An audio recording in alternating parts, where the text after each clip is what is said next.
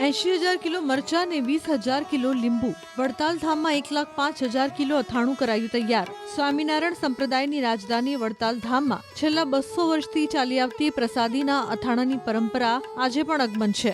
આ વર્ષે મંદિરમાં 1,00,000 કિલોથી પણ વધુ માત્રામાં મરચા લીંબુનું અથાણું તૈયાર કરવામાં આવી રહ્યું છે, જેની સુવાસ માત્ર ગુજરાત જ નહીં પણ હવે દેશ વિદેશમાં પણ ફેલાય છે. આ પ્રસાદી તૈયાર કરવા માટે 80,000 કિલો તાજા મરચા અને 20,000 કિલો નિમાડી લીંબુનો ઉપયોગ કરાયો છે. શિયાળાની ઠંડીમાં તૈયાર થતું આ અથાણું લાંબા સમય સુધી બગડતું નથી. 60 વર્ષ પહેલા માત્ર ગુજરાત પૂરતું સીમિત આ અથાણું આજે દેશ વિદેશમાં પણ ભારે લોકપ્રિય બન્યું છે.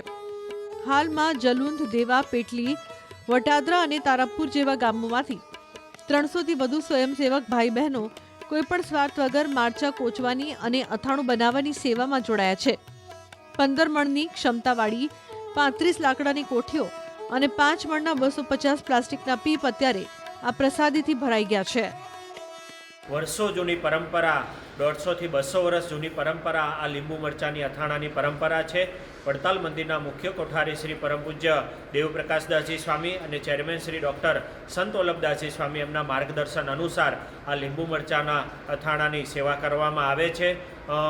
લીંબુ નાખવાનું શ્રાવણ મહિનામાં, ઓગસ્ટ મહિનામાં શરૂઆત થાય છે અને જે અત્યારે જાન્યુઆરી ડિસેમ્બર મહિનો આવે ત્યાં સુધીમાં એ લીંબુ સરસ મજાના તૈયાર થઈ જાય. ત્યારબાદ એમાં મરચાં ઉમેરવામાં આવે છે અને મરચાં આથવામાં આવે છે. આ વર્ષે જોઈએ તો 1,05,000 કરતાં વધારે કિલોનું આ લીંબુ મરચાંનું અથાણું તૈયાર કરવામાં આવ્યું છે. શ્યામ વલ્લભભાઈ સ્વામીની દેખરેખ હેઠળ ચાલતા આ સેવા કાર્યમાં ભક્તોનું પણ મોટું યોગદાન છે. ભવરી અને ખેડૂત મોહનભાઈ પાટીદાર પરિવારે 20,000 કિલો લીંબુનું દાન કરી ભક્તિનું ઉત્તમ ઉદાહરણ પૂરું પાડ્યું છે. વર્ષો પહેલા જ્યારે ભોજનશાળા ન હતી ત્યારે પૂનમે આવતા ભક્તોને આ અથાણું પીરસવાની શરૂઆત થઈ હતી.